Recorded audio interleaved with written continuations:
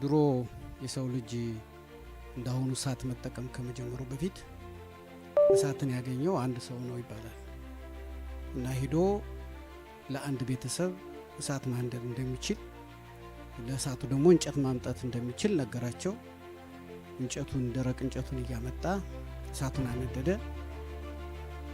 እሱ ነው እንጨት የሚያመጣው፣ እሱ ነው እሳት የሚያነደው። ቤተሰቡ በሱ እንጨትና በሱ እሳት ብቻ ነበር የሚጠቀመው። በኋላ ምግብ ሲያበስል አንድ አይነት ብቻ ምግብና በአንድ መንገድ ስለሚያበስል እዛ የነበረው ቤተሰብ ሁልጊዜ አንድ ነገር ከአንድ መንገድ መቀበሉ ሲሰለቸው እንዲህ ማድረግ አለብህ፣ ምግቡ መቀየር አለበት፣ አበሳሰልህም መቀየር አለበት የሚል ሀሳብ ሲሰጡት አኮረፈና አንድ ቀን ማታ እሳቱንም አጥፍቶ እንጨቱን ይዞ ጠፋ እና ቤተሰቡ ጧት ሲመጣ እሳትም የለም እንጨትም የለም። እነሱ ደግሞ እንጨት እንዴት እንደሚመጣ ማያውቁም፣ እሳት እንዴት እንደሚወድም እና ይመጣል ብለው አንድ ሁለት ቀን ጠበቁት። አልመጣም ሰው። እሱ ደግሞ የሆነ ዋሻ ውስጥ ተቀምጦ ካሁን ሲቸግራቸው፣ ሲርባቸው፣ ሲበርዳቸው ይጠሩኛል ብሎ ይጠብቃል።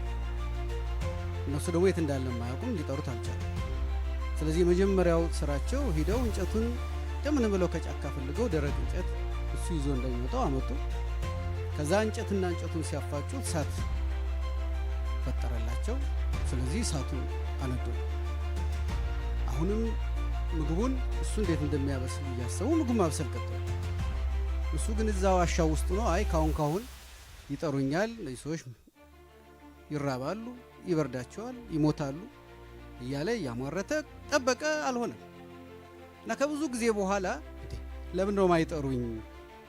ምን ሆነው ነው? ሙቶ ይሆን እንዴ ያልጠሩኝ ብሎ መጣ። ሲመጣ ቤት ውስጥ እንደውም እሳቱ በደንብ ይነዳል፣